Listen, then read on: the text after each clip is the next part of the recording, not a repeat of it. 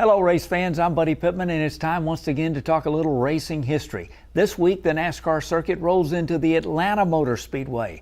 Now you know many people consider Dale Earnhardt Sr. as the king of Daytona. I mean he went to victory lane there over 30 times including qualifying race wins and everything. But keep in mind the Intimidator only had 3 points paying wins at Daytona.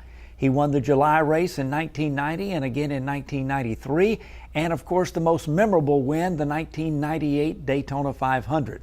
But Atlanta was actually one of Dale Sr.'s best tracks. He had 9 Cup victories there. That's more than any other NASCAR driver, and in 46 starts at Atlanta, he had an average finish of 9th. Atlanta Motor Speedway has been hosting races since 1960, Glenn Fireball Roberts winning the very first race at Atlanta.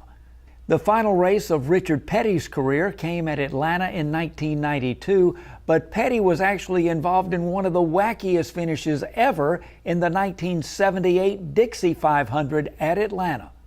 Counting each car's laps is done electronically now, but back in those days, NASCAR had to rely on people to count the laps. Richard Petty was declared the winner of the 78 Dixie 500 as he edged out Dave Marcus, and Petty went to victory lane. But Donnie Allison said that he was ahead of Petty and that he was the winner, not Petty, although confusion in the scoring tent had Allison 1 lap down. For about an hour, Petty thought that he had ended his longest losing drought of his career of 42 races, only to be told that that streak was now going to extend to 43 races. Fortunately for Allison, NASCAR's current chairman, Brian France, then only 16 years old, was working in the scoring booth that day. Brian told his dad, Bill Jr., that Allison had actually won the race. He said the scorer for Allison had made a mistake.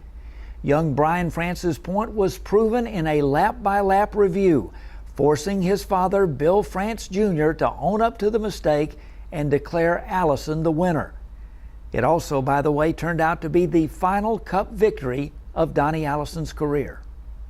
A young Dale Earnhardt finished 4th that day, securing himself a full-time ride for the 1979 season with Red Osterlund Racing.